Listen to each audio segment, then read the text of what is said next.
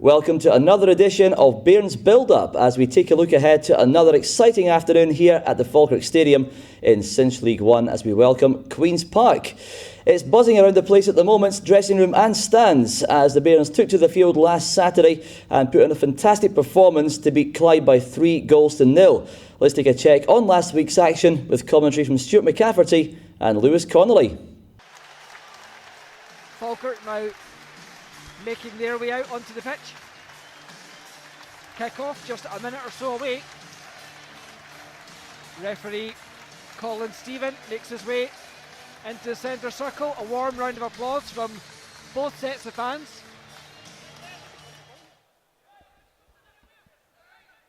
Dixon, great ball by Paul Dixon, puts McGuffey through, the cutback's good, and a great defensive block from Elston. Falkirk still have it. Nesbitt forced across the 18-yard line. McGuffey now takes over, drives at Marky Monroe, but good strength by Monroe, outmuscles McGuffey, protects the club of two, of course. Short corner this time. Nesbitt back to Telfer, slotted in low, scramble goes on. McGuffey with a shot, good block.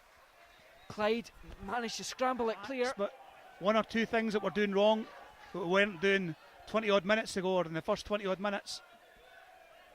Second foul again from number 14. McCann goes to the byline, crosses in, takes a deflection. Ultimately Mortimer able just to chest that one back to David Mitchell. Can Falkirk create an opportunity? Tried to break down a resolute Clyde display. McGuffey against Mortimer. McGuffey whips it in. Chance there, good save by Mitchell. Well, Falkirk fans thought that was the moment. Could have hate. Tried to find Cunningham. Great turn by Seb Ross. Falkirk on the attack immediately. Ross body checked by Nicol. Falkirk Sorry, play. to me that's Falkirk 4 fouls. Furious. McGuffey breaking into space on the main stand side here, all on his own. So momentarily Clyde down to 10 men. Dixon 30 yards out on his weaker foot, lets loose. What a strike from Dixon! Somehow the veteran fullback has done it again. Somebody has put something in Paul Dixon's water, Stuart, and I have no idea what it is, but long may it continue. Paul Dixon 30 yards out, weaker foot, and he rattles it in the bottom corner. I think that was a toe poke, Lewis. Only kidding. We talked about Paul Dixon last week, that he couldn't improve on that score, but look at that. Strides forward, right foot, whammo, straight into the bottom corner. Great strike. We said Paul Dixon 30 goals this season. It's on. Nesbitt drives down the right for Falkirk. Gets the better of two. McGuffey takes over the shot. Just couldn't find the target. Falkirk turning the screw here now at the Falkirk Stadium. Dixon strides up to the edge of the centre circle. Shoot is the sarcastic shout from the south stand. Well, just a little bit too far out for Paul, maybe by a couple of yards. Dixon goes over the top, finds Keena. Caught, and it's a penalty. Silly challenge by Rumsby, but in fairness to the centre half, he didn't get a shout from any of his teammates. Well, Callum Morrison is the man who's going to take this one. Falkirk's number 7 against former Bairns keeper David Mitchell. Morrison steps up. No mistake from Morrison. Slams it home. Sends the keeper the wrong way. And Bairns double their advantage. Falkirk 2, Clyde 0. Brilliant penalty kick from Callum Morrison. Sent the keeper the wrong way, right in front of the south stand. Falkirk now 2-0 up. That's what Falkirk we need to lose. That important second goal. Well, take a little moment just to acknowledge that second goal coming due to the hard work of Aidan Keena, chasing down the lost cause. Now that confusion, Clyde have a man off the pitch at the moment. It's just had to go off for a little bit of treatment.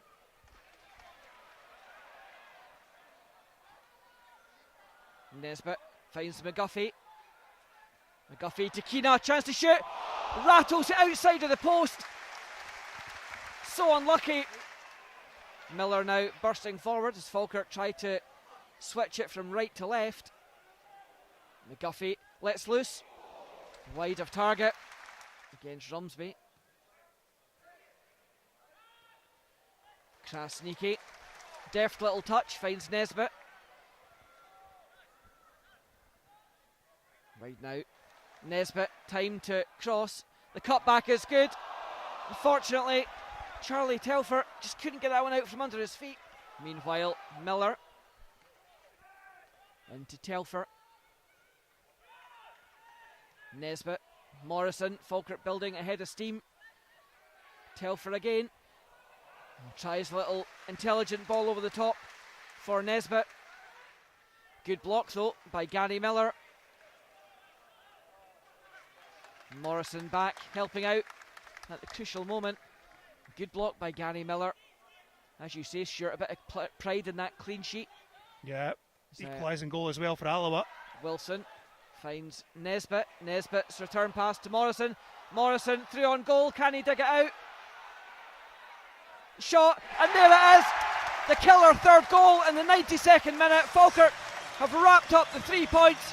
Callum Morrison, no mistake, his second of the game, and the points are now safe. It was one of those ones, I think Weeks was hoping for that back healer, but he kept it in the back of the net. 2-year deal, 2 goals. Callum Morrison, well done, wee man. Jamie Wilson imploring him for the square ball, you could see. Callum Morrison, well, confident enough to back himself. Yeah, so 3-0 victory for Falkirk. Remain undefeated. So a great win for the Bairns last week in front of a bumper crowd that happened to be the second biggest attendance in Scottish football last Saturday. 3,545 packing into the Falkirk Stadium for a great performance. Let's take a look at the stats then after last week's fixtures. And that result sees us maintain our unbeaten start to the season as we sit second in the table. 1 goal behind Montrose, who ran out 2-0 winners at East Fife. Today's opponents, Queen's Park, couldn't capitalise on their extra man at the Indodrill Stadium last week, drawing 1-1 with Alloa Athletic, seeing them in third place, while Cove Rangers enjoyed a comfortable 3-1 win on the road at Dumbarton. They sit in fourth on 7 points. Alloa, Dumbarton, Airdrie and Clyde all occupy mid-table on 4 points. Peterhead second bottom on 3 after the 3-2 defeat to Airdrie, and East Fife bottom, still looking for their first win of the season. Let's take a look at the scorers table so far, and both Callum Morrison and Paul Dixon added to their season tally last Saturday. Callum's double sets him top of the table on 5, with Paul on 3, and both Aidens just behind on 2 goals apiece. Moving forward to this week then, and let's catch up with Paul Sheeran, our head coach, who's with Andy Thompson. Well, Paul, another good result last Saturday. Slightly different in its the way it came about, though. Yeah, we had to be a wee bit more patient, obviously, to get our reward. I thought the boys showed that. I thought they were excellent to a man again, and a wee bit longer than we would have liked, obviously, to score. First half they come in, they set up their stall, and a wee bit more difficult to break down. So again, a different week and a different type of win, which is pleasing for us. I mean, patience really was the name of the game, but you've got a young squad. It must be difficult to try and keep them patient. Yeah, I mean, they're desperate, and the energy they play at, they get a bit frustrated is exactly that, and probably start rushing things a wee bit more than they need to. So half time probably came at a good time for us. We managed to get the message that it is going to take that wee bit longer, but obviously the early goal second half as well helps us settle a wee bit, and then I think the second one allows us to enjoy the game even more than we did certainly the first half. We talked last week about David Goodwillie, and he was the main threat, but you completely snuffed him out by allowing them no possession in the final third. I think the lack of service doesn't help Goody in games like that, and it was probably a tough afternoon for him, but again, we have to take credit in that in terms of the boys, like you say, just culling the space, getting good distances in between them, and working hard to make sure they did nullify that threat, and they did that excellently. And Robbie Mutchie's foot work in the box, almost a heart attack job. Aye, it's no the greatest of that when you see moments like that. But in fairness, when you're asking them to play a certain way, you're going to have wee moments and wee heart flutters here and there, and I'm sure we'll have a few more as the season develops. Is there any truth in the rumour that you're going to go with a front two next week of Aidan Keena and Paul Dixon? Aye, every chance the way Dicker's going, second top goal scorer. He's doing great. The biggest thing for us is how well he's doing defensively, but I think we'll put the message across that everybody needs to chip in with goals at some stage of the season, and they should all have small targets, defenders, midfielders and attackers, and I think if we share the goals around, it should be a successful season. And his experience at the back must be gold dust for you. Yeah, they're brilliant. I think as a backlot, as a five in recent weeks, they've been great. Obviously, after our frustration of losing the goal against Peterhead, since then we've been pretty solid. Really stood up to the test against Deirdre, and then to get a clean sheet last week was majorly pleasing as well. Because I think if you can keep more clean sheets and not, it'll give you some opportunity to win games with the talent we've got at the top end of the pitch. Slightly different challenge this week, of course. Queen's Park, they were one of the title favourites at the start of the season. They're going well. Yeah, they're doing well. Doesn't surprise me that they've been placed as favourites. They're obviously up and coming team and now made the progression to full time as well, so they'll benefit from that. They've got a forward thinking coach in Laurie Ellis, who I've recently done my pro licence with, so I know exactly what Laurie's about and how articulate he is with his work. So again, it'll be a different challenge. It'll be fitness levels obviously should be on par in terms of two full-time clubs that have got the grace to prepare a full week as opposed to part-time clubs, as I keep saying. So yeah, it'll be interesting to see how far we've come in a proper test against a full-time club. And it'll be difficult for some of his players coming back, because a lot of them were here, of course, and it'll be a different experience for them.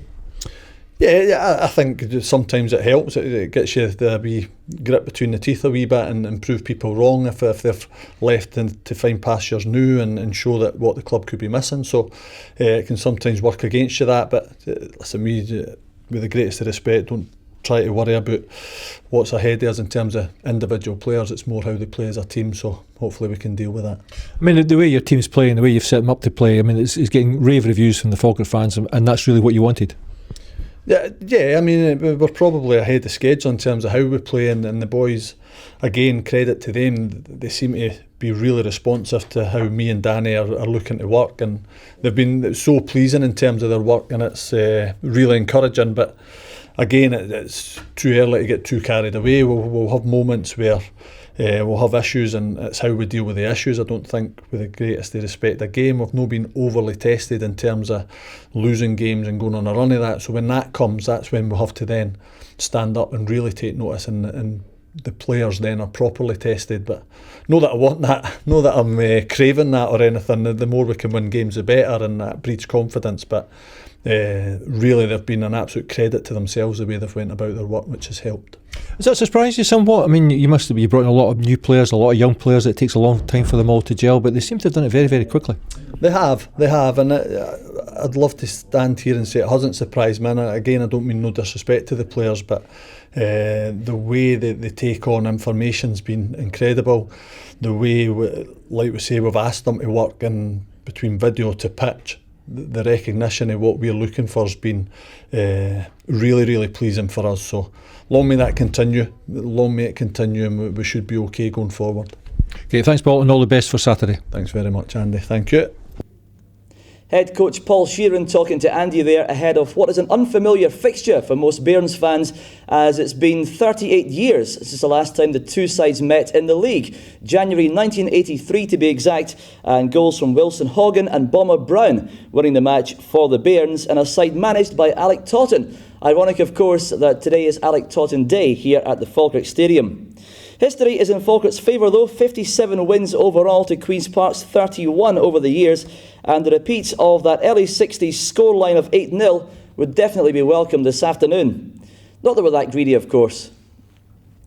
So kick-off fast approaching here at the Falkirk Stadium, and as we always say, whether you're at home, at work or here in the stadium itself, it's time to make some noise for the Falkirk Bairns. We'll see you next time.